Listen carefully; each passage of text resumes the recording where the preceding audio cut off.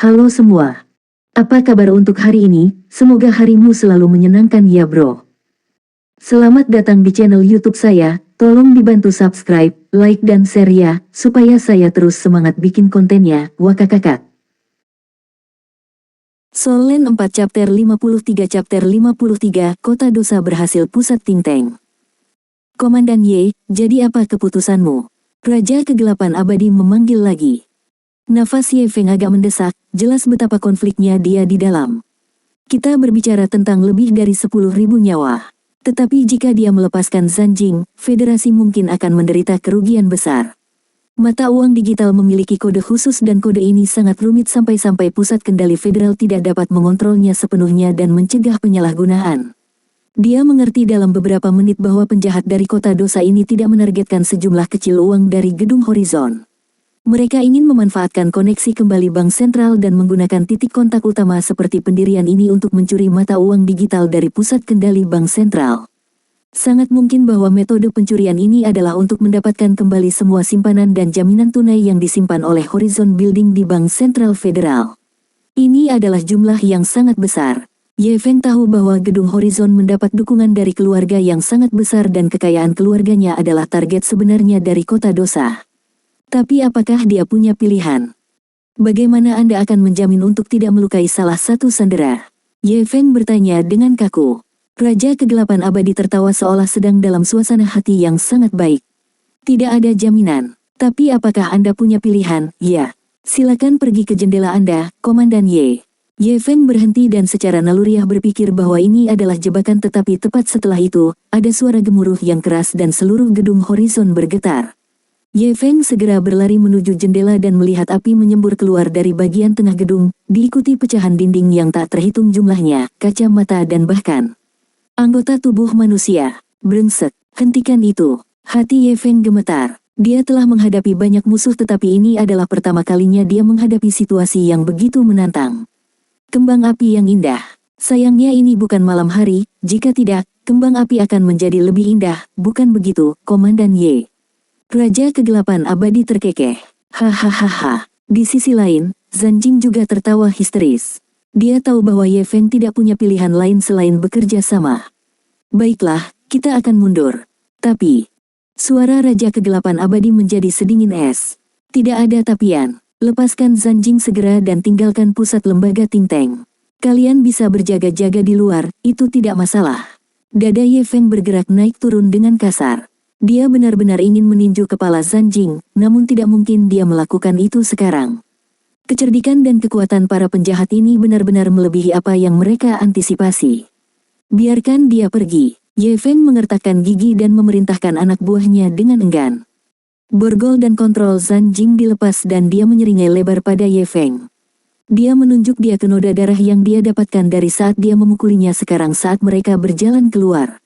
Ye Feng menarik napas dalam-dalam. Masalah terbesar saat ini adalah dia tidak bisa menghubungi dukungan sama sekali. Dia sudah menyuruh bawahannya untuk pergi diam-diam dan memikirkan cara untuk menghubungi mereka, tetapi dia masih tidak tahu apakah mereka berhasil atau tidak.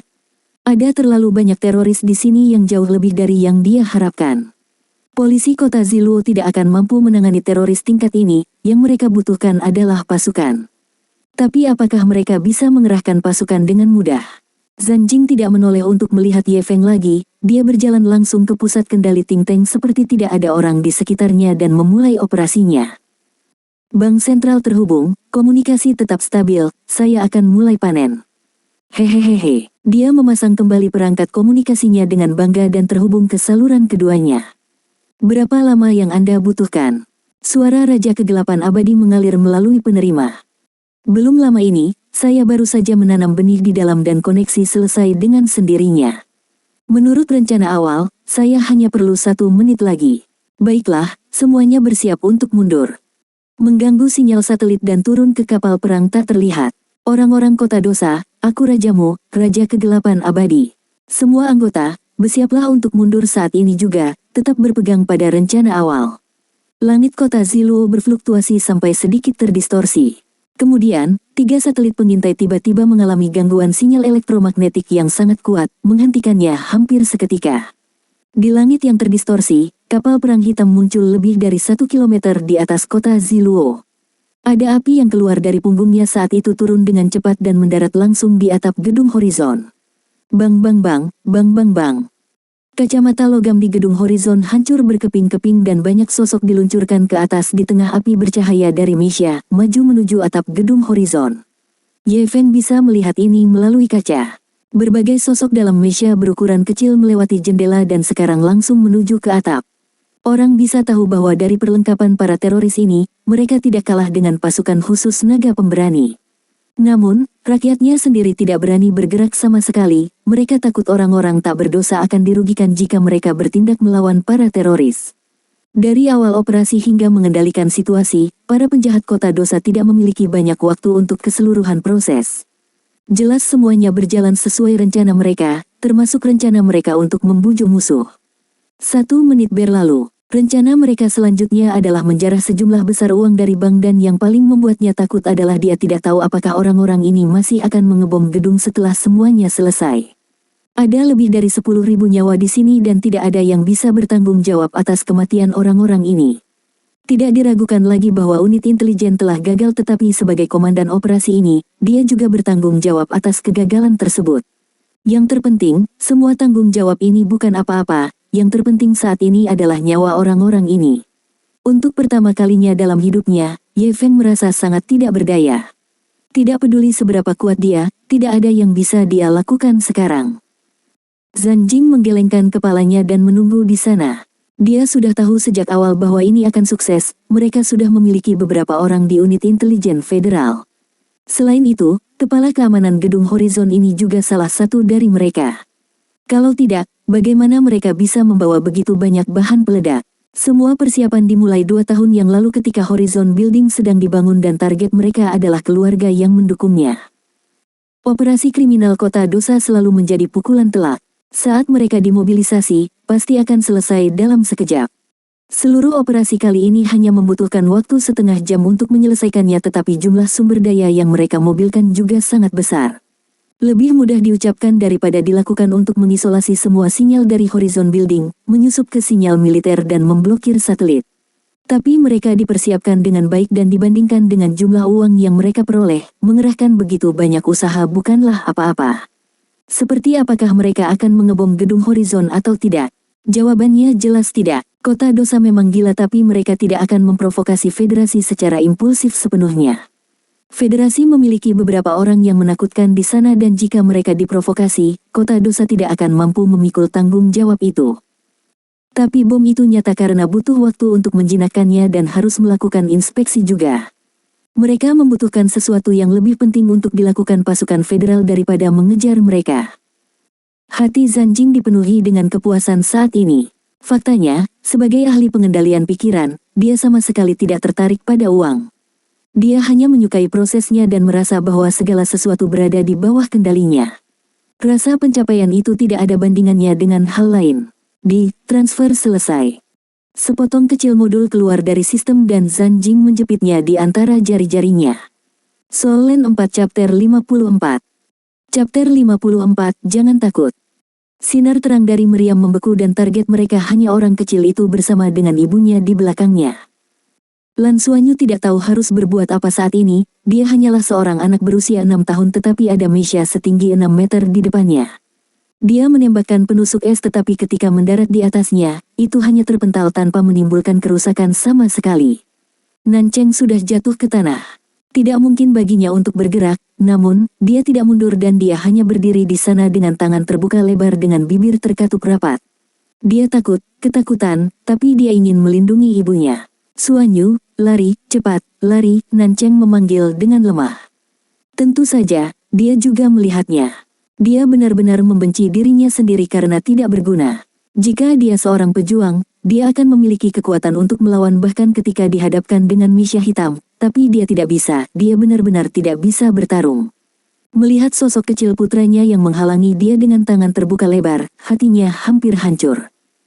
Dia hanya memiliki satu keinginan di hatinya dan itu adalah membiarkan putranya melarikan diri dengan cepat. Dia bersedia melakukan apapun. Tapi para bandit tidak akan menunjukkan belas kasihan dan meriam panduan jiwa masih tetap ditembakkan. Ledakan, ada cahaya terang dari mulut meriam dan cahaya yang menyilaukan itu menyebabkan Lan Xuanyu langsung menutup matanya. Pada saat ini, pikirannya benar-benar menjadi kosong, tetapi juga pada saat ini, suara meyakinkan yang sangat familiar terdengar di kepalanya. Jangan takut. Lan Xuanyu tertegun, tetapi dia menyadari bahwa dia tidak terluka sama sekali. Kemudian, segala sesuatu di sekitarnya menjadi sunyi. Dia mengangkat kepalanya. Cahaya masih menyilaukan, tetapi berkas cahaya yang seharusnya membasmi dia tampak berhenti di udara. Dia tidak mendengar tangisan atau jeritan lagi. Lingkungannya menjadi sunyi dan semua orang berhenti bergerak. Lan Xuanyu menoleh untuk melihat Nan Cheng dan menyadari bahwa ibunya juga tidak bergerak. Ada rasa teror di matanya dan dia mengangkat satu tangan ke arahnya seperti dia ingin dia meninggalkan tempat ini. Tapi semuanya terhenti saat ini, tidak ada suara, bahkan bisikan pun tidak. Apa yang terjadi? Apa yang sedang terjadi? Kemudian, tangan yang lembut membelai kepalanya dengan lembut. Lan Xuanyu berbalik dengan cepat dan melihat seseorang memakai topeng. Rambut peraknya berkilau di bawah cahaya yang menyilaukan itu dan tatapannya agak sedingin es. Guru Nana. Lan Xuanyu berseru kaget sebelum matanya memerah. Dia langsung terjun ke pelukan Nana dan berteriak, mereka menyakiti Momi.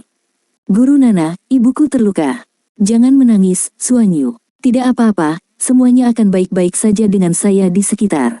Nana menepuk punggungnya dengan ringan dan menenangkan hatinya yang ketakutan. Kamu sangat berani. Kamu berdiri di depan Momi untuk melindunginya, kamu sudah menjadi laki-laki. Nana mengusap punggungnya dengan lembut dan menenangkannya. Pada saat ini, dia berbalik untuk melihat mesia hitam serta sinar cahaya itu. Tatapannya dingin dan tenang. Detik berikutnya, permukaan mesia itu mulai retak dengan ding yang keras dan tajam. Seluruh mesia hancur berkeping-keping bersama dengan pengemudi dan berkas cahaya yang hendak menelan mereka. Semuanya lenyap sama sekali. Ding ding ding ding ding ding, suara-suara yang tajam terus bergema satu demi satu dan para bandit yang melayang di udara itu meledak dan dimusnahkan satu persatu. Ketika Lan Xuanyu mendengar suara itu, dia ingin melihat ke atas tetapi Nana menutup matanya dengan telapak tangannya dan hanya memeluknya dalam diam. Setiap anggota mundur, tatapan dingin kembali muncul di mata Nana bersamaan dengan cahaya perak dan semuanya kembali normal. Xuanyu, tangisan pedih Nan Cheng hanya keluar dari tenggorokannya saat ini. Mama, Lan Xuanyu berteriak dan dengan cepat keluar dari pelukan Nana sebelum berlari menuju Nan Cheng. Melihat Lan Xuanyu berlari menuju Nan Cheng, Nana menjadi kosong dan perasaan kehilangan yang tak bisa dijelaskan muncul di bawah matanya. Lan Xuanyu memeluk Nan Cheng dengan erat tapi ada darah segar mengalir keluar dari sudut bibir Nan Cheng. Dia benar-benar menimbulkan kerusakan serius dari serangan itu barusan. Nana berjalan ke Nan Cheng. Dia berjongkok dan menekan tangannya di punggungnya sambil dengan lembut berkata, kamu benar-benar hebat. Nan Cheng tercengang. Dia tidak benar-benar mengerti apa yang dia katakan tetapi setelah itu, nafas dingin melonjak ke seluruh tubuhnya dengan cepat dan dia merasakan kenyamanan yang tidak dapat dijelaskan. Rasa sakitnya berkurang drastis juga.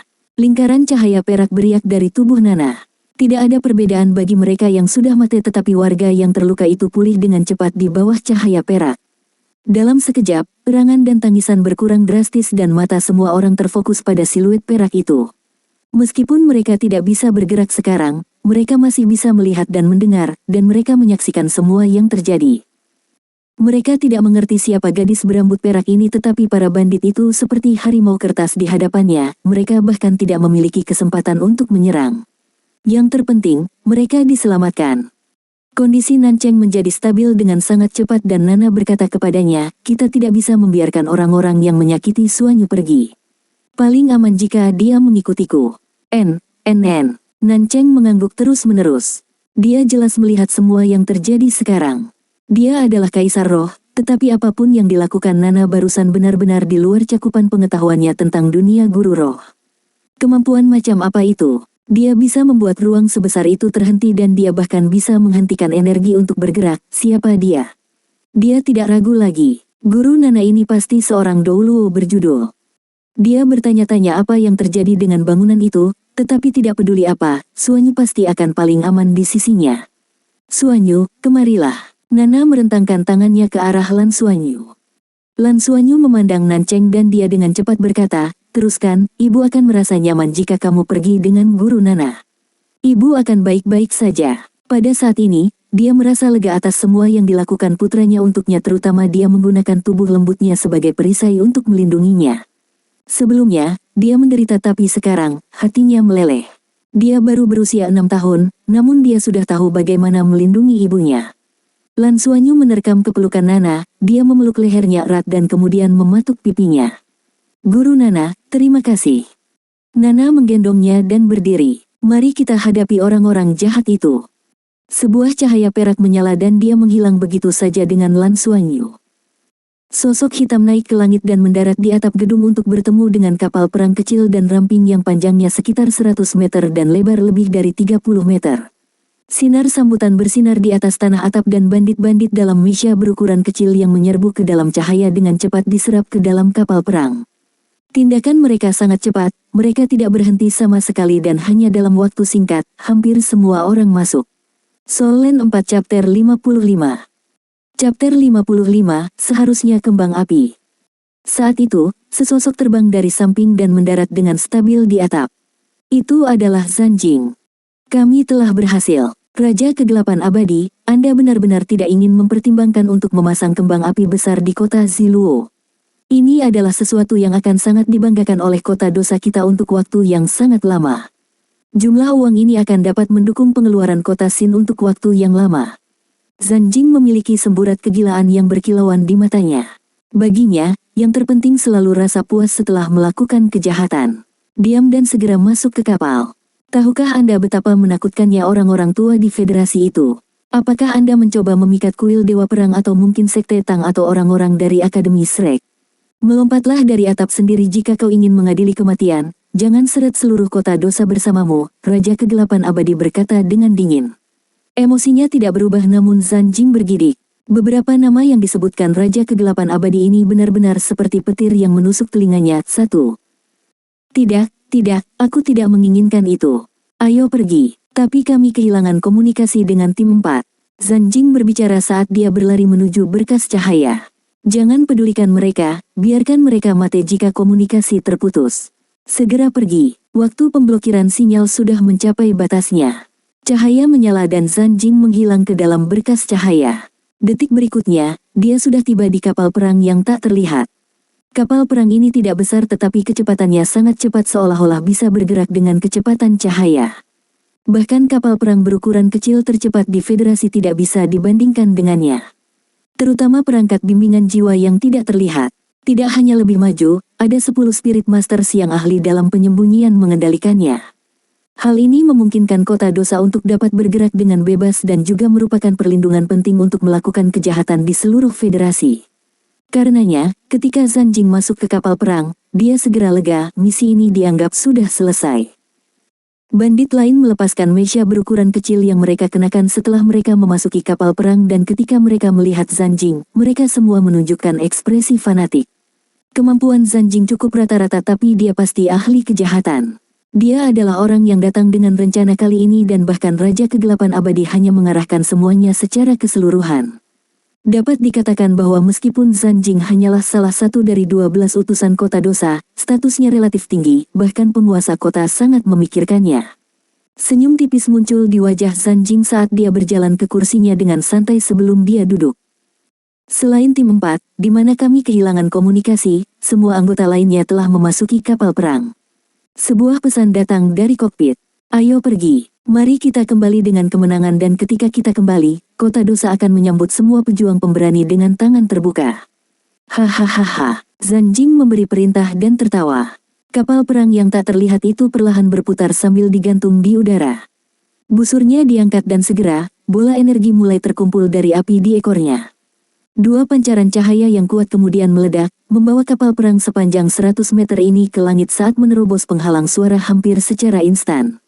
Sinar cahaya yang terdistorsi muncul di permukaan kapal perang dan itu memasuki keadaan tak terlihat. Setelah semua ini diselesaikan, mereka kemudian akan benar-benar bebas dan melakukan apapun yang mereka inginkan.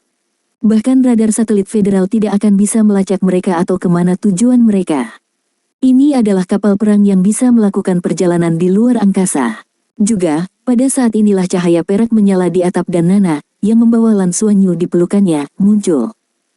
Dampak kuat yang berasal dari ledakan api di ekor kapal perang menyebabkan angin puyuh yang hebat di atap. Nana memeluk Lan Xuanyu dengan erat dan ketika angin puyuh itu mendekatinya, angin itu segera berubah menjadi angin musim semi yang lembut dan dengan lembut mengacak-acak rambut peraknya. Nana mengangkat kepalanya dan melihat kapal perang yang sudah menjadi sedikit cahaya itu. Dia lalu bergumam, mau pergi. Dia memegang tangan kanan Lan Xuanyu dan cincin di sekitar ibu jarinya secara alami menuju ke telapak tangannya. Kemudian, Nana berbalik setengah jalan dan di bawah tatapan takjub Lan Xuanyu, dia melakukan aksi melempar. Bayangan biru tua melesat ke langit dan menghilang dalam sekejap. Guru Nana. Lan Xuanyu tidak menyadari bahwa cincinnya telah hilang dan hanya ingin tahu apa yang telah dilakukan Guru Nana. Nana menunduk dan mencium keningnya, tidak apa-apa, ini sudah berakhir. Ledakan. Di langit yang jauh, di dekat atmosfer, ada suara gemuruh keras diikuti oleh api yang kuat yang bermekaran hingga menjadi bola api raksasa. Bola api tetap berada di langit selama 10 detik sebelum akhirnya mati secara bertahap. Nana mengangkat tangan kanannya menuju kehampaan dan benda biru tua dengan cepat mendarat di telapak tangannya. Dia memegang tangan Lan Xuanyu dengan sangat santai dan cincin biru tua itu kembali ke ibu jarinya dalam diam sekali lagi. Guru Nana, apa itu? Lan Xuanyu memandang bola api dari jauh dan bertanya dengan rasa ingin tahu. Seharusnya kembang api itu. Nana tersenyum tipis. Kemudian, cahaya perak melintas di matanya dan lapisan gelombang spiritual tak terlihat segera menyebar keluar menggunakan tubuhnya sebagai intinya. Itu menutupi seluruh kota Ziluo hampir dalam sekejap mata. Ye Feng berdiri di samping tempat tidur di pusat Ting-Teng di lantai 111 saat dia menatap bola api raksasa yang meledak. Sepertinya begitu, kapal perang City of Sin. Itu meledak. Dididi. Perangkat komunikasinya mulai berdering gila-gilaan. Juga, pada saat ini, semua kontrol dan fasilitas komunikasi dipulihkan. 10 menit kemudian, di sebuah apartemen tidak jauh dari Horizon Building. Lantainya sedikit terdistorsi dan kain diangkat saat orang bosan. Dia tampak seperti pria parubaya biasa dan kain di tangannya tampak seperti jubah raksasa. Pada saat ini, ada ketakutan yang sangat kuat di mata orang ini. Bahkan tubuhnya gemetar karena ketakutan ini. Meledak. Siapa yang melakukan ini? Siapa sebenarnya yang melakukan ini? Jika bukan karena jubah tembus pandang ini, saya khawatir kekuatan spiritual itu akan menangkap saya. Itu terlalu menakutkan. Orang ini setidaknya harus berada di peringkat ranah domain roh. Dewa. Sebenarnya ada seseorang seperti itu di kota Ziluo. Untungnya saya tidak berada di kapal perang yang tidak terlihat. Saya harus meninggalkan tempat ini sekarang. Tuanku, saya adalah Raja Kegelapan Abadi. Sesuatu yang besar terjadi, saya khawatir kita telah berhasil. Ketika Nancheng membawa pulang Lan Xuanyu, hari sudah siang. Setelah berbagai macam interogasi dan verifikasi, mereka dibebaskan sedikit lebih awal dari kantor polisi karena mereka memiliki seorang anak. Serangan teroris kali ini mengguncang seluruh kota Ziluo. Saat ini, gedung Horizon telah sepenuhnya diambil alih oleh militer dan jumlah korban masih belum dapat dipastikan. Para ahli penjinak bom membongkar lebih dari ratusan bom. Bangunan mahal ini hampir roboh. Tapi bagaimanapun juga, gedung Horizon menderita kerugian besar kali ini. Orang-orang ini memiliki reputasi yang terkenal. Soul Land 4 Chapter 56. Chapter 56, saya tidak ingin pergi dengan Anda. Begitu mereka sampai di rumah, Lan Xuanyu adalah orang pertama yang bergegas masuk setelah pintu dibuka. Guru Nana. Dia segera memanggil. Setelah menangani situasi tersebut, Nana menyerahkan Lan Xuanyu kepada Nancheng dan menghilang sendiri. Kamu kembali. Nana keluar dari kamarnya dengan senyuman di wajahnya, masih mengenakan piyama yang dibelikan Nancheng untuknya dengan rambut peraknya disisir menjadi kuncir kuda seolah tidak terjadi apa-apa. Setelah melihatnya, Lan Xuanyu bergegas ke arahnya dengan penuh semangat dan memeluk pahanya. Guru Nana, kamu luar biasa. Kapan saya akan menjadi sekuat kamu? Nana tersenyum. Kalau begitu, kamu harus berlatih keras. Berlatihlah dengan baik dan Anda akhirnya akan berhasil. Guru Nana. Nancheng berjalan dengan tubuhnya masih gemetar karena emosi. Nana juga tersenyum padanya. Itu bukan apa-apa. Selama kalian berdua baik-baik saja. Kalian berdua pasti lelah, pergi dan istirahatlah. Tidak, aku ingin berlatih denganmu. Guru Nana, saya ingin menjadi lebih kuat. Lan Xuanyu tiba-tiba menjadi keras kepala. Segala sesuatu yang terjadi adalah stimulan yang relatif kuat untuk anak kecil seperti dia. Saat dia berdiri di depan ibunya dan menyadari bahwa dia tidak memiliki kemampuan untuk melindunginya, hatinya tergerak. Apalagi setelah kedatangan Nana tepat pada waktunya di tengah krisis yang menyedihkan dan bagaimana menangani para bandit dengan mudah, hal itu telah meninggalkan dampak yang dalam pada hati kecilnya. Jika guru Nana bisa melakukannya, saya juga bisa. Saya harus bekerja keras. Jika kamu tidak lelah. Tentu saja, jawab Nana sambil tersenyum.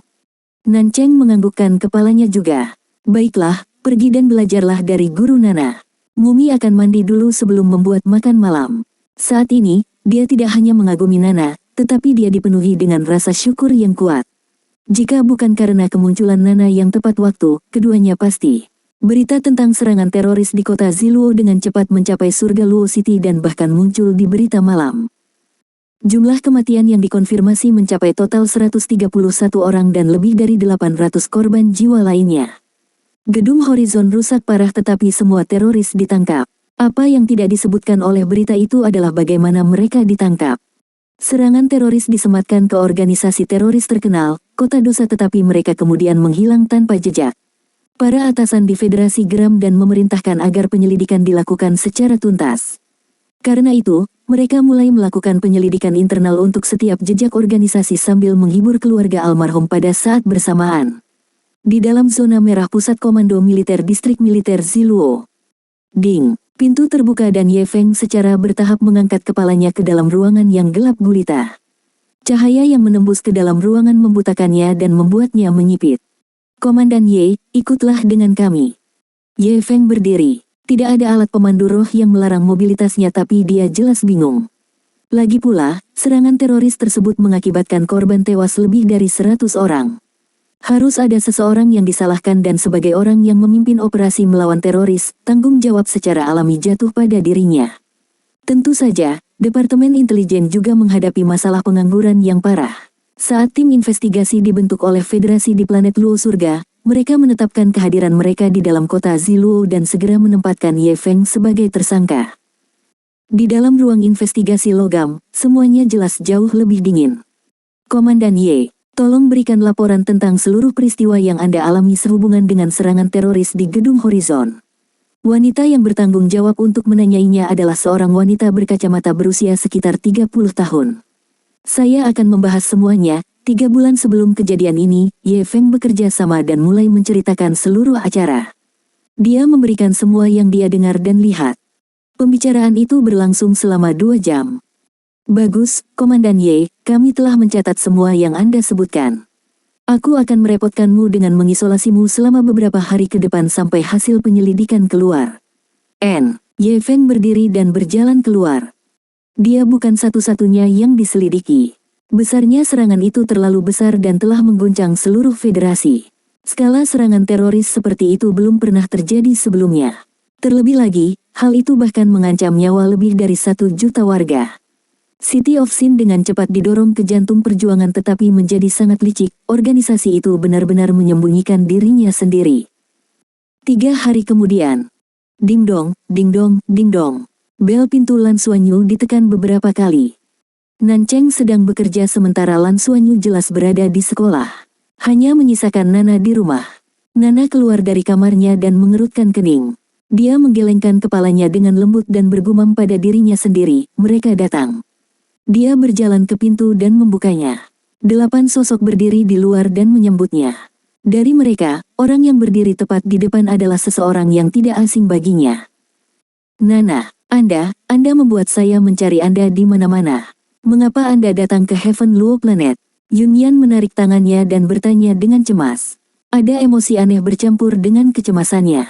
Nana diam-diam menarik tangannya dan tanpa niat membiarkan mereka masuk, dia menjawab dengan acuh tak acuh. Mengapa kamu menemukanku? Yunyan tertawa getir. Kamu masih dalam periode observasi. Anda tidak bisa meninggalkan Heaven Do Planet. Kepergian Anda menimbulkan banyak masalah bagi saya dan apa yang terjadi di Gedung Horizon. Benarkah itu kamu? Sambil mengatakan itu, perangkat komunikasi bimbingan jiwa di tangannya menyala dan mengeluarkan proyeksi yang membentuk gambar 3 dimensi. Layar menunjukkan pemandangan di atas horizon building dengan Nana memegang Lansuanyu di satu tangan dan dengan tangan lainnya terangkat ke atas saat dia melepaskan cahaya biru tua. Detik berikutnya, kapal perang tak terlihat kota Sin meledak. Nana sedikit terkejut, dari mana kamu mendapatkan itu? Ini adalah gambar terakhir yang ditangkap saat satelit terganggu. Aku tidak percaya, apakah ini benar-benar kamu? Yun Yan menjawab. Nana mengangguk. Yun Yan menarik napas dalam-dalam. Nana adalah seseorang yang dicairkan dari balok es 1000 tahun. Dia sebenarnya sekuat itu. Tapi mengapa tes yang dilakukan tidak meningkatkan kekuatannya? Nyonya Nana, silakan ikuti kami kembali ke Heaven Door Planet untuk penyelidikan. Pria parubaya yang berdiri di samping Yun Yan tiba-tiba angkat bicara. Orang-orang itu berpakaian seragam perak dengan lencana pedang emas di dada kiri mereka. Pedang emas memiliki lambang federasi yang tercetak di atasnya. Sambil berbicara, dia perlahan melangkah keluar saat matanya bersinar terang, menyebabkan tekanan tak terlihat menyelimuti Nana. Meski tidak banyak bicara, ada intimidasi. Nana hanya menatapnya dan menjawab, bagaimana jika aku tidak ingin pergi denganmu? Seolah disambar petir, pria parubaya itu tiba-tiba mengerang dan mundur 3 langkah ke belakang saat 7 lubangnya berdarah. Dentang, dentang, dentang. Orang-orang lain di belakangnya dengan cepat melepaskan senjata bimbingan roh mereka sendiri dan mengarahkan mereka ke Nana. Berhenti. Yun Yan segera melebarkan lengannya dan melindungi Nana. Berhenti. Pria parubaya itu berteriak, saat ini dia diliputi oleh keterkejutan. Ketika gambar itu muncul di meja kepala tim investigasi pusat federasi, mereka sudah sangat mementingkan masalah mencari Nana dan dengan demikian mengundang pria itu. Siapa yang mengira bahwa wanita cantik yang sangat cantik yang tidak terlihat berusia di atas 20 tahun akan sangat menakutkan. Kontak langsung membuatnya menyadari bahwa wanita di depannya tidak terduga, dan bukan seseorang yang bisa dia lawan. Itulah alasan mengapa dia menghentikan anak buahnya. Dia takut bawahannya akan mendekatinya tanpa mengetahui apa yang dia mampu karena bagaimanapun, Lady Nana mereka adalah orang yang telah membunuh para teroris itu.